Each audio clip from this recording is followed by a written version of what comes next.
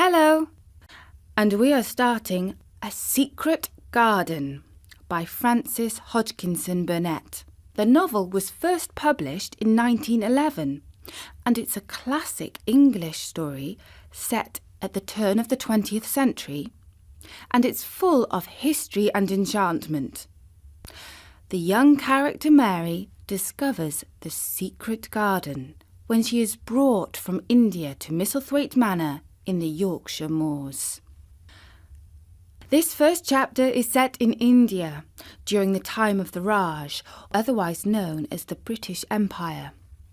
When a dangerous disease breaks out known as cholera, it threatens their lives. Poor Mary is frightened, and as we shall hear, she is not always the best-tempered of little girls. When Mary Lennox was sent to Misselthwaite Manor to live with her uncle, everybody said she was the most disagreeable-looking child ever seen. It was true, too.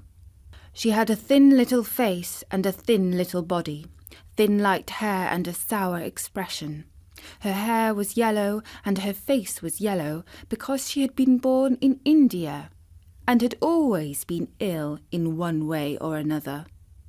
Her father held a position under the English government and had always been busy and ill himself, and her mother had been a great beauty who cared only to go to parties and amuse herself with gay people. She had not wanted a little girl at all, and when Mary was born she handed her over to the care of an ayah, who was made to understand that if she wished to please the Mem Sahib, she must keep the child out of sight as much as possible. So when she was a sickly, fretful, ugly little baby, she was kept out of the way, and when she became a sickly, fretful, toddling thing, she was kept out of the way also.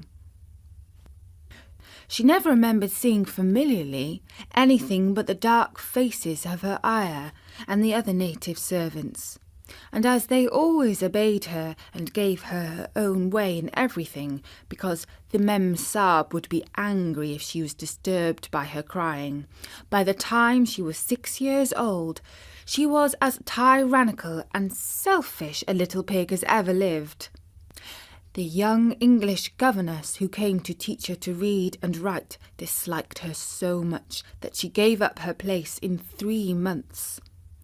And when other governesses came to try to fill it, they always went away in a shorter time than the first one. So if Mary had not chosen to really want to know how to read books, she would never have learnt her letters at all. One frightfully hot morning, when she was about 9 years old, she awakened feeling very cross, and she became crosser still when she saw that the servant who stood by her bedside was not her ayah. "Why do you come?" she said to the strange woman. "I will not let you stay. Send my ayah to me." The woman looked frightened, but she only stammered that the ayah could not come, and when Mary threw herself into a passion and beat and kicked her, she only looked more frightened and repeated that it was not possible for the ayah to come to Missy Sahib. There was something mysterious in the air that morning.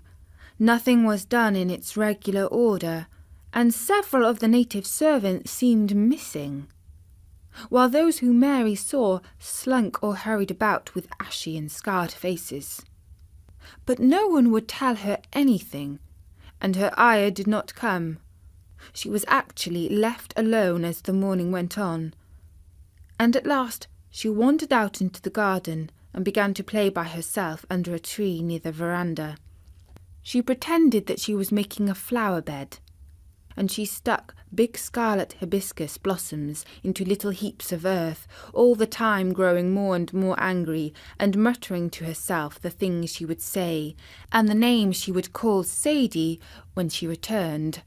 "Pig, pig, daughter of pigs," she said, because to call a native a pig is the worst insult of all.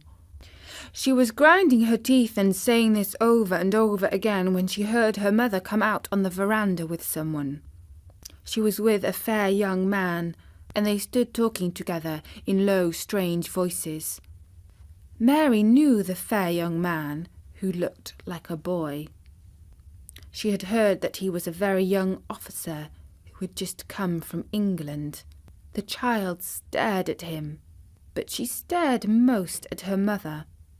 She always did this when she had a chance to see her, because the Mem Sahib, Mary, used to call her that oftener than anything else. She was such a tall, slim, pretty person, and wore such lovely clothes. Her hair was like curly silk, and she had a delicate little nose which seemed to be disdaining things, and she had large laughing eyes. All her clothes were thin and floating, and Mary said they were full of lace. They looked fuller of lace than ever this morning, but her eyes were not laughing at all. They were large and scared, and lifted imploringly to the fair boy officer's face. "Is it so very bad? Oh, is it?" Mary heard her say. "Awfully," the young man answered in a trembling voice. "Awfully, Mrs. Lennox. You ought to have gone to the hills 2 weeks ago." The Mem Sahib wrung her hands. "Oh, I know I ought," she cried. "I only stayed to go to that silly dinner party. What a fool I was!" At that very moment such a loud sound of wailing broke out from the servants' quarters that she clutched the young man's arm, and Mary stood shivering from head to foot. The wailing grew wilder and wilder. "What is it?" Mrs. Lennox gasped. "Someone has died," answered the boy officer. "You did not say it had broken out among your servants." "Come with me!" And she turned and ran into the house. After that, appalling things happened, and the mysteriousness of the morning was explained to Mary. The cholera had broken out in its most fatal form, and people were dying like flies. The ayah had been taken ill in the night, and it was because she had just died that the servants had wailed in the huts. Before the next day, 3 other servants were dead, and others had run away in terror. There was panic on every side, and dying people in all the bungalows. During the confusion and bewilderment of the second day, Mary hid herself in the nursery and was forgotten by everyone. Nobody thought of her. Nobody wanted her, and strange things happened of which she knew nothing. Mary alternately cried and slept through the hours. She only knew that people were ill and that she had heard mysterious and frightening sounds. Once she crept into the dining room and found it empty, though a partly finished meal was on the table, and chairs and plates looked as if they had been hastily pushed back where the dinners rose suddenly for some reason. The child ate some fruit and biscuits, and being thirsty she drank a glass of wine, which stood nearly filled.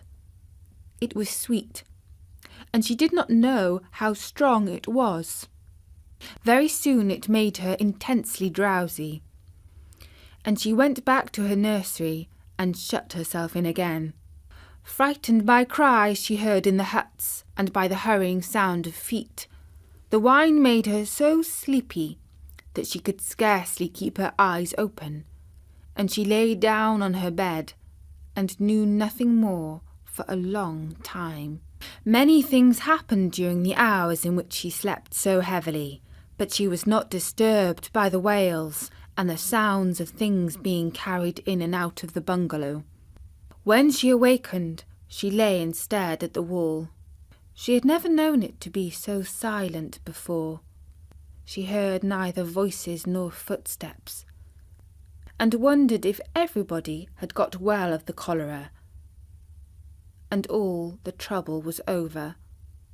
She wondered also who would take care of her now her ayah was dead.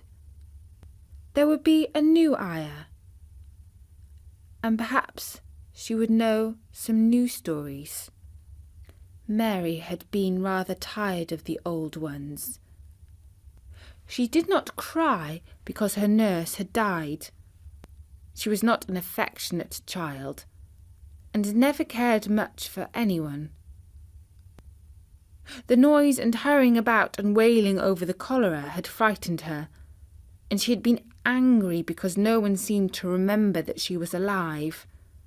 Everyone was too panic-stricken to think of a little girl no one was fond of. When people had the cholera, it seemed that they remembered nothing but themselves. But if everyone had got well again, surely someone would remember and come to look for her. But no one came, and as she lay waiting, the house seemed to grow more and more silent. She heard something rustling on the matting, and when she looked down she saw a little snake gliding along and watching with eyes like jewels. She was not frightened, because he was a harmless little thing who would not hurt her, and he seemed in a hurry to get out of the room. He slipped under the door as she watched him. "How queer and quiet it is," she said.